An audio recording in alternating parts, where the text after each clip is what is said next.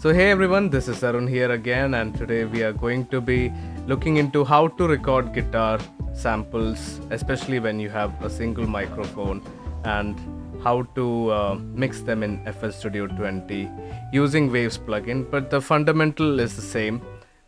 You can use stock plugins as well to mix them. So no bullshit, let's get straight into it. So how to record the guitar? I'll basically show you how I do it. This is my guitar right here. Set my microphone up. I try to record as many takes as possible so that I can do the editing later on. I also tend to record guitars in pairs so that I can pan them left and right. I set up my microphone next to the 12th fret, some distance away, and the maximum loudness should be not more than -6 dB for gain staging purposes. So as you can see, my microphone is set up at the right side of the guitar, pointing towards the 12th fret of the guitar. And for the second take, I might switch the positions, bring it towards my left hand side so that I can emulate a ribbon mic basically. So as you can see here, I've recorded a couple of takes of me playing a chord progression in a fingerstyle way, and here what it sounds like raw and after I timed them.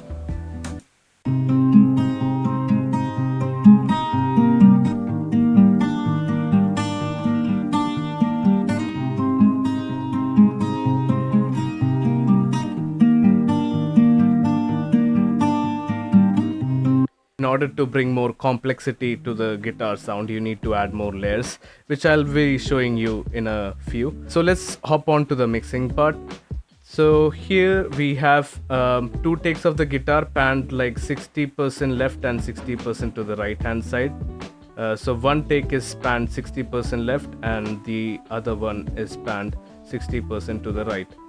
So let's go into the effects one by one. So first I'm adding a de-esser, as you can see on top, just to control the harshness of the guitar, especially if it is a cheap guitar. So let's hear the effect.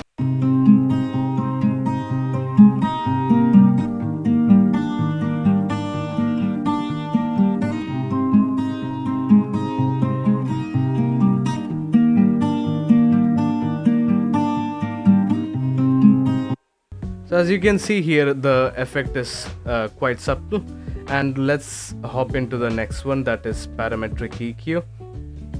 So I roll off some bass frequencies which I didn't need, and some muddy frequencies at 265 Hz, 385 and 593. So this could vary for you based on the environment you are recording in.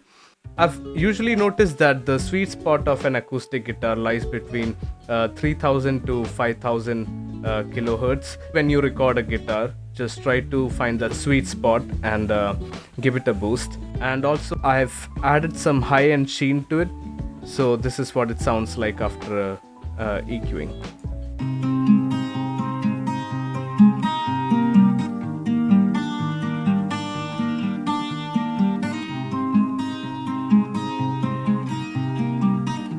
So it does make quite a drastic improvement, just by that EQ.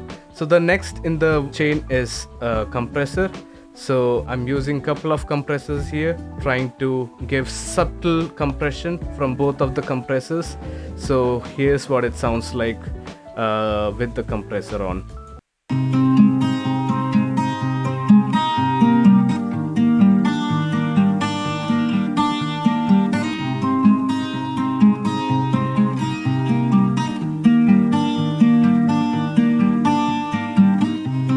As you can see, the compression is quite subtle, and if you notice, I've put the attack like to a medium setting, and the release is quite high. That's just my taste. And the next plugin was adding a stereo shaper, because we are recording it in mono, so I just wanted to enhance the stereo width of the track. So here's what it sounds like.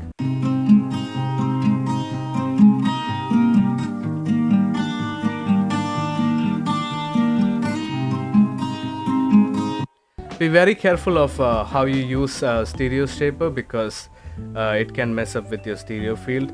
And the next plugin in the chain was Kramer's Tape Stereo, which is a saturation plugin. So I'm giving it some kind of subtle saturation.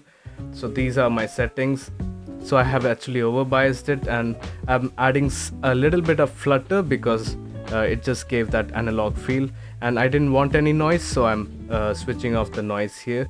So here's what it sounds like.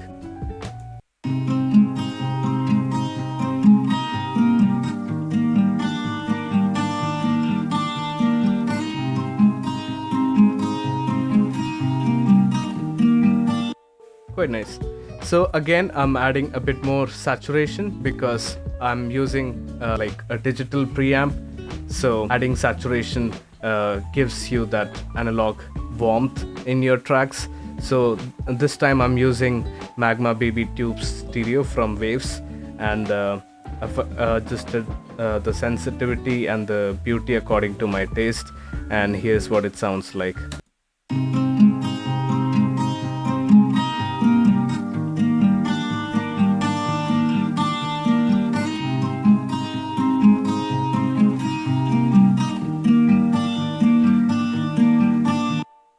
Last plugin is quite optional because this was done for my own track. This is a delay plugin which adds some delay to the guitar sample. So here's what it sounds like.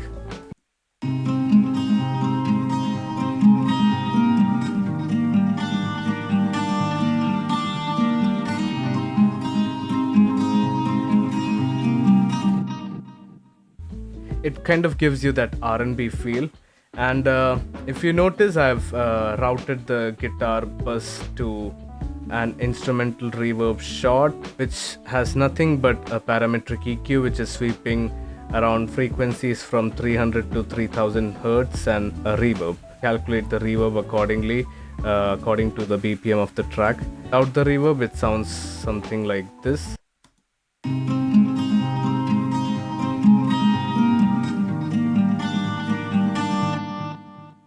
With the reverb.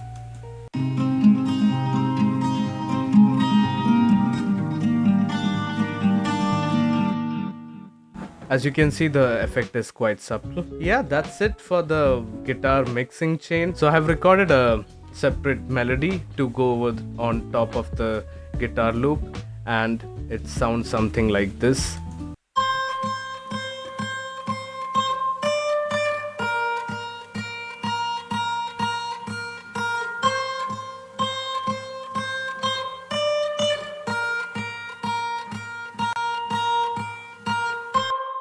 Nothing crazy. I had passed the guitar loop via the same mixer track, and I had rendered it basically, and I had added some reverb, and I had panned it 45% to the left hand side. So together it sounds something like this.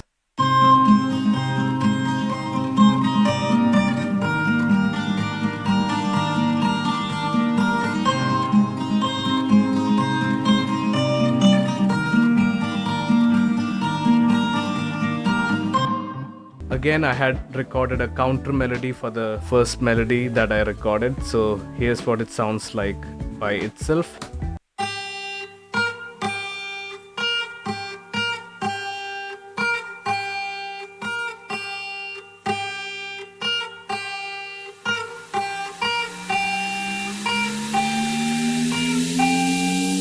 Together it sounds something like this.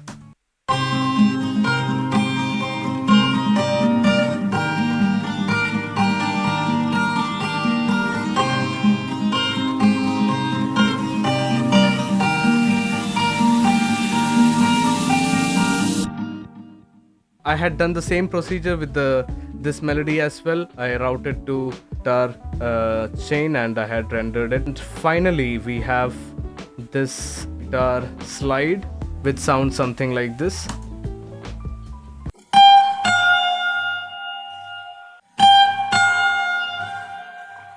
Same procedure here again. I render it via the guitar mixer track, and I think I had panned it like around 20%, and I had added a longer reverb for this one because I wanted to accentuate the slides a little bit. So here's what it sounds like all together.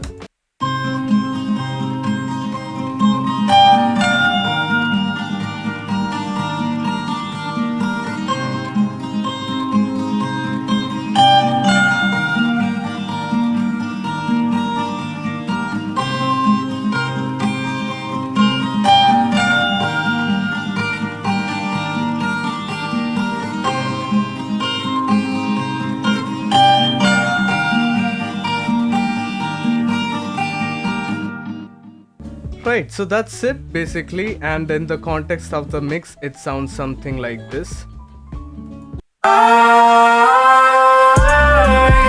When you're next to me, your hand laid on my chest, I feel good, good, good, good, yeah. When you do the things hit differently, I do, I impressively. Feels good, feels good, feels good, yeah. So as you can see, it all makes sense in the song itself. So that's how you should approach how to record the guitar in the first place. You need to finalize your melody and then get into the recording session. YouTube things, subscribe if you like this video, and stay tuned for the next one.